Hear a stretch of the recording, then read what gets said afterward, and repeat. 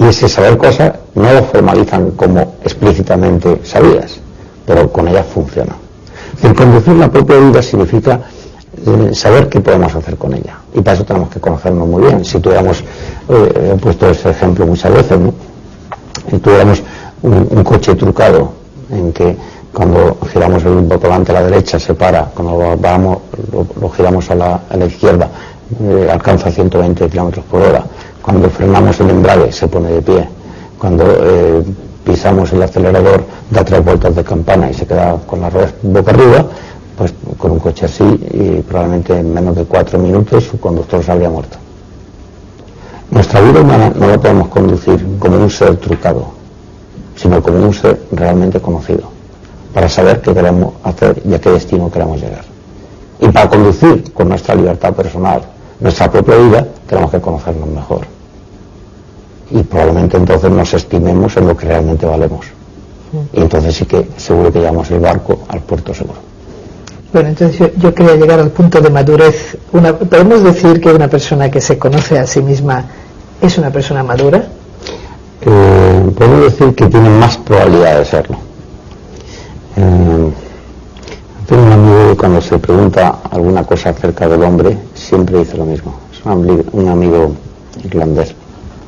Siempre dice probablemente, porque de la posibilidad a la certeza hay un punto intermedio que es la probabilidad. La persona humana, como es libre, no todo es cierto, no todo es posible, casi todo es probable.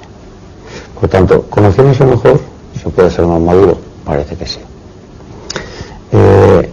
En el fondo, la educación en la autoestima es muy parecida o casi idéntica, casi se superpone con la educación en la libertad.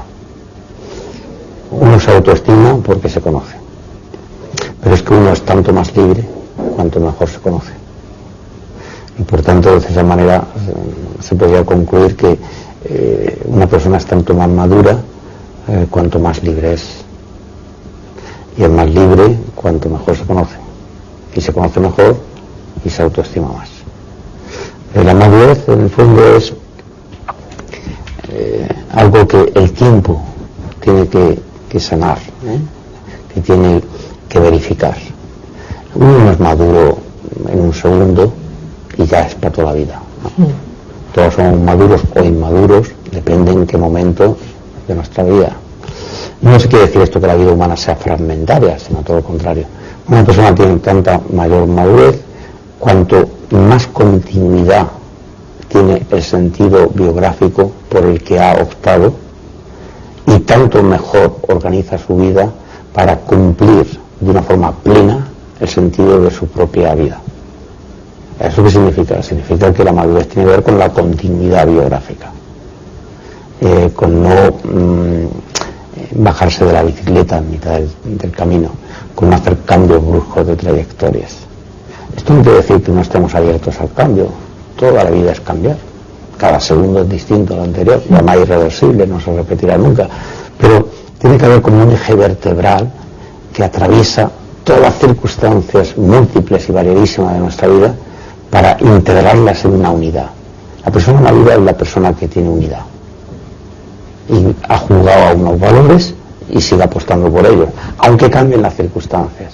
La persona madura es la persona que resiste a todos los cambios, previstos y no previstos, en la opción libérrima que ha hecho de su vida. La persona madura es la persona que envejece, por ejemplo, en su profesión, haciendo lo mismo cada vez un poco mejor. Una persona inmadura es una persona que salta de profesión, cambia continuamente. Y esto es importante para la formación de la personalidad porque naturalmente que no es la quinta esencia de la continuidad biográfica, el trabajo, pero es uno de los ejes que atraviesan la vida entera. Y a veces yo creo que nos podemos tomar demasiado a la ligera el cambiar de profesión.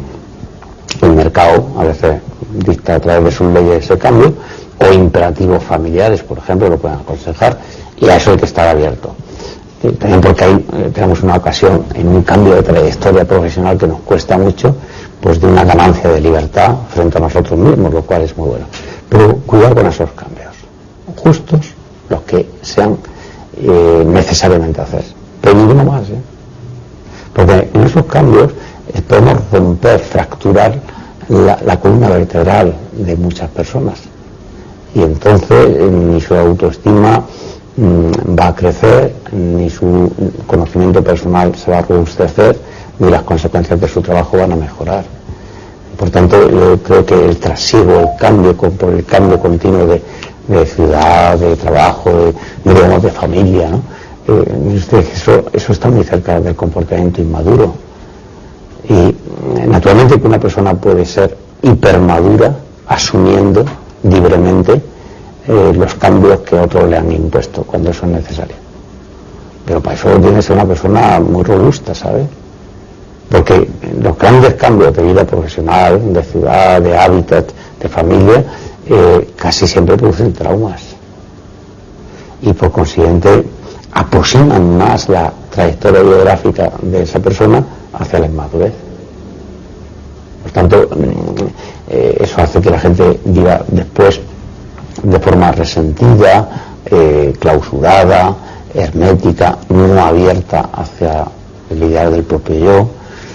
Son fracturas que a veces no cicatrizan nunca, ¿no? Entonces se puede introducir a esa persona en una dinámica del resentimiento en que la autoestima queda extinguida y abolida, y eso en ningún caso es conveniente.